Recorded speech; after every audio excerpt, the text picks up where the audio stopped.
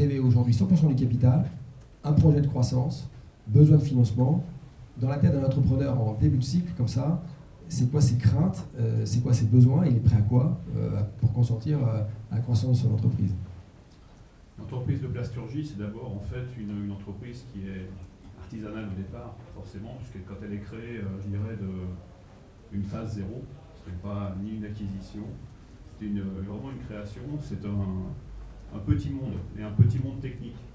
On ne réagit pas, je dirais, dans le monde de la finance tout de suite, et de son évolution, mais on la gère par ses clients, par son commerce, et puis son entourage.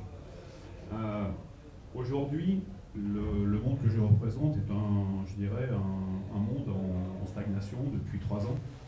La plasturgie n'est plus en France, elle est ailleurs. Les marchés se font, je dirais, se traitent d'une certaine manière sur le plan européen et voire sur le plan international. Quand vous avez une taille d'entreprise qui est relativement modeste, traiter des marchés, je dirais, sur le plan international, c'est d'autant plus compliqué. Donc ramener à la réalité économique de la production, il faut faire vivre son entreprise, il faut l'équilibrer, et pour l'équilibrer, il faut avoir des clients. Et ça, c'est un travail au quotidien, mais c'est quelque chose qu'un chef d'entreprise peut se mettre en priorité, d'échanger en fait avec ses clients pour représenter, je dirais, un volume d'affaires, donc une rentabilité derrière.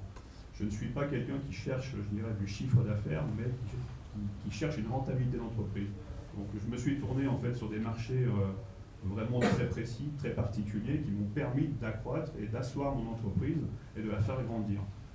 Et en la faisant grandir, ça m'a permis d'investir, ça m'a permis d'aller au-delà, je dirais, du rapport de la taille de l'entreprise sur la taille d'investissement, et puis d'aller chercher des clients qui sont aujourd'hui des clients internationaux. Alors, la différence entre ce que je pouvais vous dire tout à l'heure, la France qui est un marché sclérosé, je dirais, pour les petites entreprises, pourquoi on se tourne sur, en fait, notamment le marché américain. Le marché américain, aujourd'hui, c'est un marché qui est, en fait, qui a un potentiel énorme dans tous les secteurs d'activité. Quand vous êtes, je dirais, intéressant sur le marché, on vous ouvre des portes, chose que le territoire français, malheureusement, vous referme porte après porte.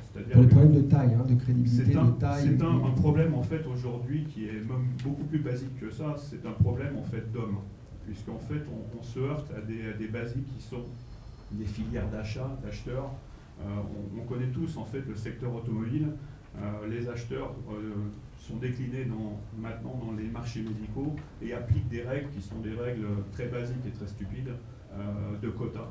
Vous n'avez pas 100 personnes ou 50 personnes dans votre entreprise, vous ne faites pas 15 ou 20 millions d'euros de chiffre d'affaires, on ne vous regarde pas, même si vous avez une solution technique. En Allemagne, c'est pas très loin d'ici, si vous avez une solution technique, il faut que votre entreprise, évidemment, soit rentable, mais on vous ouvre la porte et on vous permet, en fait, d'évoluer. Cette évolution nous permettra, aujourd'hui, d'investir, je dirais, sur le territoire, mais également de penser, en fait, au financement et à l'accroissement de l'entreprise, soit par les apports que peuvent représenter en fait, je dirais, les gens de la finance, les partenaires potentiels, mais en conservant un contrôle de l'entreprise. Et conserver un contrôle de l'entreprise, pour ma part, dans les secteurs que je peux représenter, c'est une importance majeure, c'est une grande importance. Si vous ne conservez pas le contrôle de vos entreprises de production, ça devient compliqué. Il faut simplement choisir ensuite le bon fonds ou l'ensemble de fonds qui vous permettront soit de faire une croissance externe, ce que je suis en train de rechercher. C'est la seule évolution, je dirais, possible aujourd'hui par l'attractivité en fait, de nos métiers en rapport à son emplacement. Donc il faut atteindre un certain volume critique pour être regardé et crédible et pas sous-traitant de troisième rang, quoi. Il faut avoir une taille critique. Une entreprise de production, elle a toujours une taille critique. Aujourd'hui, la taille critique dans nos métiers, c'est 50 personnes, c'est 5 ou 6 millions d'euros de chiffre d'affaires, et c'est une taille critique. Et ça passe par la croissance externe pour aller vite. Ça passe par une croissance externe, principalement. Okay. Et une petite question, la croissance externe serait du coup plutôt française ou plutôt internationale, justement, pour aider à... C'est une bonne question. En France, le marché en fait de l'acquisition est un monde relativement particulier. Nos métiers, je suis dans une région, Oyonnax, c'est une entreprise, une grande entreprise, une grande famille, tout le monde se connaît et tout le monde échange.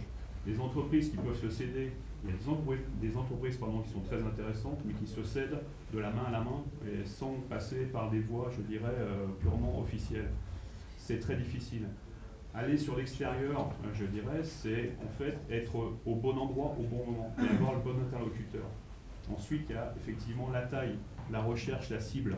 Les cibles, moi je ne recherche pas la même chose que mon entreprise, je ne la trouverai jamais. On recherche en fait des gens qui sont en mesure d'accroître votre capacité à produire et à investir derrière. Et ça, c'est d'autant plus difficile. Et à l'international, j'ai rencontré en fait un certain nombre, je dirais, d'entrepreneurs allemands notamment, et suisses, et américains. C'est très différent, les dispositions sont différentes. Le territoire américain en fait demande quand même une implication forte, je dirais, du chef d'entreprise sur le territoire, et c'est vraiment déplacer, je dirais, son savoir aux États-Unis. C'est un choix.